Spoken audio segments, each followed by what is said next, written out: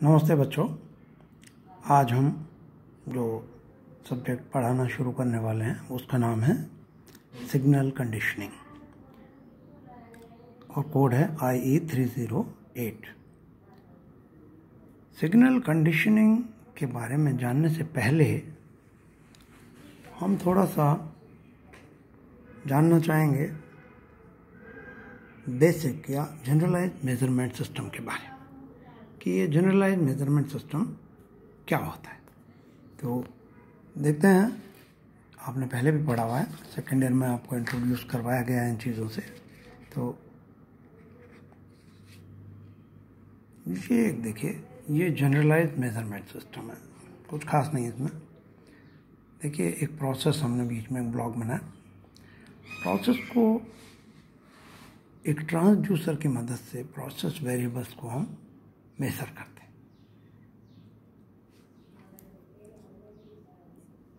ये ट्रांसड्यूसर की मदद से मेजरमेंट हो रहा है प्रोसेस वेरिएबल का। अब इसको हम किसी भी काम में ले सकते हैं। मेजरमेंट को इंडिकेशन के तौर पे कि जो मेजरमेंट हो रहा है उसको कहीं इंडिकेट करें, उसको कहीं रिकॉर्डर की मदद से रिकॉर्ड करें और या उस प्रोसेस वेरिएबल को कंट्रोल करें। तो जो प्रोसेस का जो वेरिएबल है उसको हम अलग अलग कामों में ले सकते हैं। अब ये मेजर्ड जो वेरिएबल है, देखिए इसको अब हमने ये कंट्रोलिंग के लिए हमने इसको देखिए यहाँ भेजा है। ये एक सेट पॉइंट से कंपेयर होगा। सेट पॉइंट क्या है? किसी प्रोसेस वेरिएबल की डिज़ायर्ड वैल्यू है। तो एक हो गई डिज़ायर्ड वैल्यू, एक हो गई मेजर्ड वैल्यू या इंस्टेंटेनियस वैल्यू की अभी तात्क्षणिक मान कि किसी पर्टिकुलर समय पर उस प्रोसेस वेरिएबल की क्या वैल्यू चल रही है। इन दोनों का जो डिफरेंस है, इन दोनों वैल्यूज़ का जो डिफरेंस है, ये सिग्नल जो है this signal is error signal. ये कंट्रोलर के लिए ये एरर सिग्नल इनपुट का काम करता है। ठीक है, तो कंट्रोलर का इनपुट एरर सिग्नल है और आउटपुट जो होगा वो कंट्रोल सिग्नल होगा। कंट्रोलर ऐसी डिवाइस है जो आप इसके लिए एक अलग कोड है IE301। वहाँ पे हम प्रोसेस कंट्रोलर्स के बारे में बात करेंगे। तो उसमें आप ये जानेंगे कंट्रोलर्स कैसे बनते हैं, इनकी थ्योरी क्या है, किस किस तरह के होते हैं। तो फिलहाल इनका इनपुट एरर है और इनका आउटपुट कंट्रोल सिग्नल। ये कंट्रोलर का जो कंट्रोल सिग्नल है ये फाइनल कंट्रोल एलिमेंट को जाता है। एक्चुएटर्स जो फाइनली एक्चुएशन का काम करेंगे, जो फाइनल कंट्रोल करेंगे, वो उस प्रोसेस वेरिएबल को प्रभावित करने वाले वेरिएबल्स को कम ज़्यादा करेंगे जिससे कि वो प्रोसेस वेरिएबल सही दिशा में कंट्रोल हो जाए। हमने मेज़र किया, मेज़र करने के बाद हमने उसकी तुलना करी कि सही है, कम है, ज़्यादा है, और उसके अनुसार एक डिफरेंस सिग्नल यहाँ पे मिला, एरर सिग्नल। और कंट्रोलर के निर्देशानुसार फाइनल कंट्रोल एलिमेंट उस प्रोसेस वेरिएबल को कंट्रोल करता है, बढ़ाना है, घटाना है। तो this is a generalised instrumentation system. और ये जो कंट्रोल्ड प्रोसेस वेरिएबल है इसको आप इंडिकेट कर सकते हैं किसी इंडिकेटिंग डिवाइस की मदद से। कहीं रिकॉर्डर्स लगा के आप चाहें तो रिकॉर्डिंग कर सकते हैं। ठीक है, और ये तो this is generalised measurement system. ये हमने आपको इसलिए बताया कि इंस्ट्रूमेंटेशन सिस्टम जो भी होंगे सब लगभग ऐसे ही होंगे। उनमें विभिन्न प्रकार के उपकरण यूज़ होंगे। यहाँ हमने इसको ब्लॉक डायग्राम की मदद से बता दिया है। अब देखिए, हर स्टेज में ये सिग्नल कंडीशनिंग में इसको बताने का क्या मतलब था वो अब आपको बताते हैं। हर स्टेज में सिग्नल को ऐसा बनाना होता है कि वो अगली स्टेज के लिए एक्सेप्टेबल हो। ठीक है ना? सिग्नल को अगला वाला जो पार्ट है प्रोसेस का, जो इंस्ट्रूमेंट है, अगर वो इंटरप्रेट नहीं कर पाता है, समझ नहीं पाता है, तो वो सब बेकार हो गया। तो the output of every stage should be acceptable to the subsequent stage, otherwise it is of no use. तो ये जो एक्सेप्टेबिलिटी है, जो ये स्वीकार्यता है, इसको कायम रखने के लिए हर जगह हर स्टेप पर सिग्नल के साथ कुछ परिवर्तन किए जाते हैं। उसी को हम सिग्नल कंडीशनिंग कहते हैं। यही सिग्नल कंडीशनिंग का मीनिंग है, ठीक है कि नहीं, कि सिग्नल को हमेशा कंडीशन करना, उपकरण के अनुकूल बनाएं, समयानुकूल कंडीशन रखें, जैसी भी कंडीशन है उसके अनुसार उसको तैयार रखें। This is signal conditioning. तो अब ये तो एक जनरलाइज सिस्टम की, किसी भी अवस्था में इसकी ज़रूरत पड़ सकती है सिग्नल कंडीशनिंग। यहाँ आपने मेजरमेंट करा, हो सकता है यहाँ जो डिज़ायर्ड वैल्यू ऑफ सिग्नल है जिसको आप सेट पॉइंट कहते हैं, उससे तुलना कब होगी? जब एक ही प्रकार का सिग्नल तुलना किया जाएगा ना, तभी तो तुलना हो पाएगी। तो इन दोनों को एक ही प्रकार का बनाने के लिए हो सकता है यहाँ पर कुछ इक्विपमेंट लगाना पड़े जो इस सिग्नल को इसके अनुरूप बनाए। तो signal conditioning element can be required at this place, ऐसा हो सकता है। तो एवरी स्टेज कहीं पर भी सिग्नल कंडीशनिंग की ज़रूरत पड़ सकती है। सिग्नल अगली स्टेज के लिए एक्सेप्टेबल होना चाहिए। तो ये जो है सिग्नल कंडीशनिंग का मतलब है। अब आगे देखते हैं, देखिए सिग्नल कंडीशनिंग कैसे कैसे हो सकती है, तो उसको भी थोड़ा सा समझ लेते हैं।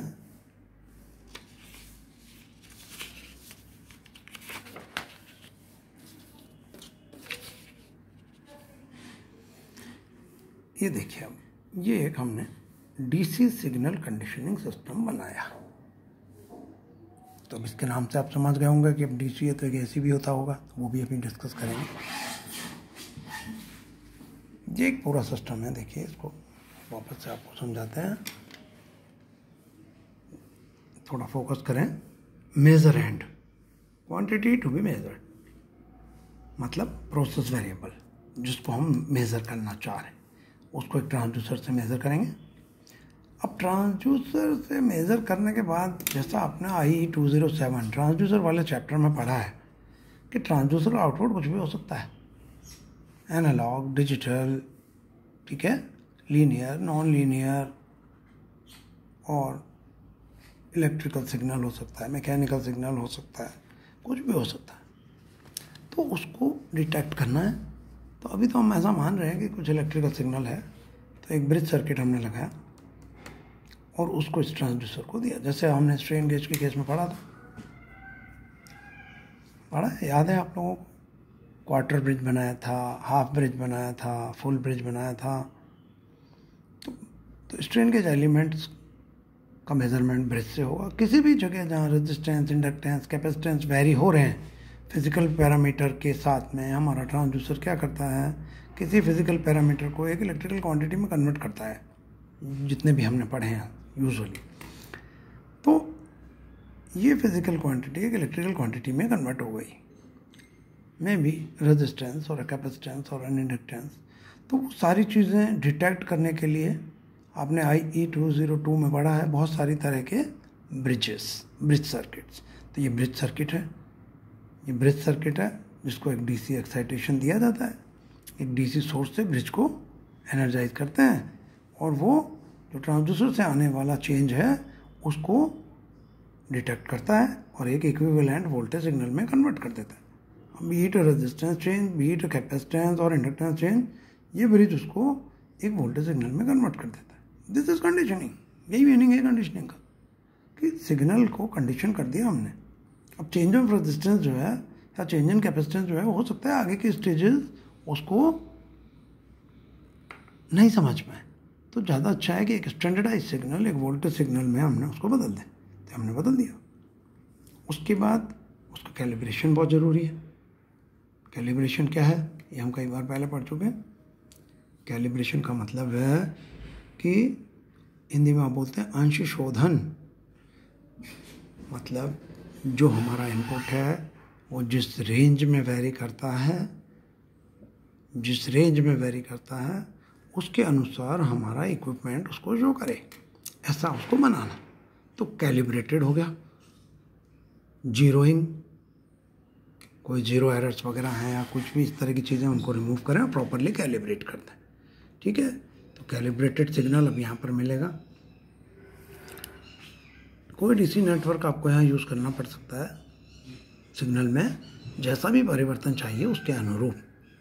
हो सकता है आपको उसको एम्पलीफाई करना पड़े, उसको एटीन्यूएट करना पड़े, और भी कोई इलेक्ट्रॉनिक ऑपरेशन उसके ऊपर आपको करना पड़ सकता है ज़रूरत के मुताबिक। तो एक पावर सप्लाई यूज़ करके हम कोई डीसी नेटवर्क यूज़ कर रहे हैं। और उसके बाद जो ये सिग्नल आया, अब हमने उसको लो पास फिल्टर से गुजारा, ताकि जो हाई फ्रीक्वेंसी कंपोनेंट, जो नॉइज़ वगैरह जो उसमें इंट्रोड्यूस हो गई है हमारे सिग्नल में इस सारी प्रक्रिया के दौरान, वो रिमूव हो जाए और प्योर जो मेजरेंट का प्योरेस्ट फॉर्म यहाँ पे मिले हमें, जिसको हमने मेज़र करा है, क्वांटिटी टू बी मेजर्ड को।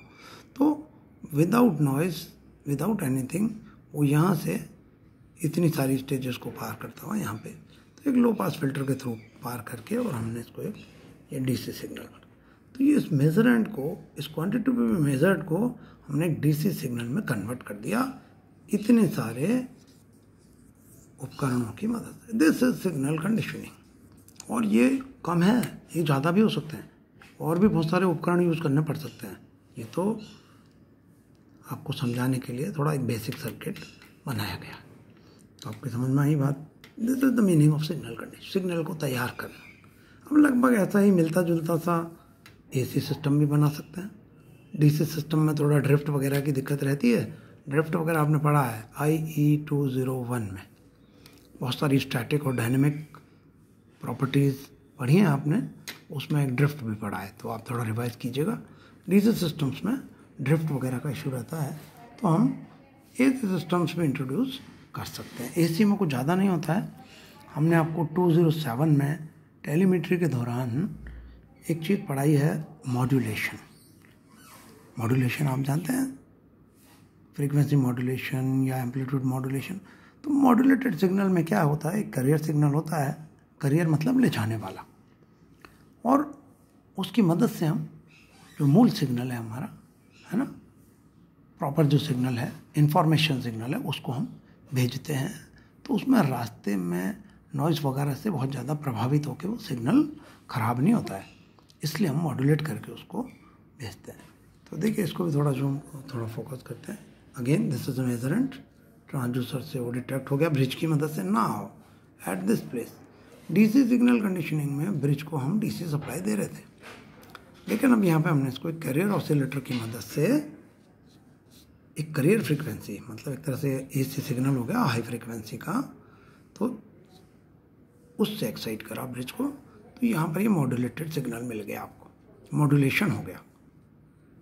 ब्रिज में जो ट्रांसड्यूसर से जो चेंजेस आ रहे हैं वो आ ही रहे हैं, लेकिन इसका जो एक्साइटेशन है ब्रिज का, हम through career signal, career oscillator के थ्रू दे रहे हैं। तो ये एक तरह से मॉड्यूलेटिंग, ये करियर सिग्नल हो गया, इधर से मॉड्यूलेटिंग सिग्नल आ रहा है और ये मॉड्यूलेटेड सिग्नल हो गया। तो अब ये मॉड्यूलेटेड सिग्नल के साथ में अगेन कैलिब्रेशन करेंगे, जीरोइंग नेटवर्क वगैरह लगाएंगे, एम्पलीफिकेशन वगैरह करेंगे। जैसे वहाँ पर डीसी नेटवर्क कुछ लगाए थे, यहाँ पर एसी तरीक़ों से उनको एम्पलीफाई करेंगे, चूँकि अभी हम मॉड्यूलेटेड सिग्नल के साथ में काम कर रहे हैं। इन सभी को पावर सप्लाई वगैरह की ज़रूरत होती है, तो ये सब एक जनरल सिस्टम बना रखा है। अगेन जब वो सब कुछ हो गया, उसके बाद हम मॉड्यूलेटेड सिग्नल से इंफॉर्मेशन निकालने के लिए हमेशा उसको डीमॉड्यूलेट करना पड़ता है, और डीमॉड्यूलेटर को भी ये पता होना चाहिए कि उसकी करियर फ्रीक्वेंसी क्या थी, ठीक है ना। तो वो डीमॉड्यूलेटर को भी हमने करियर ऑसिलेटर से हमने एनर्जाइज किया।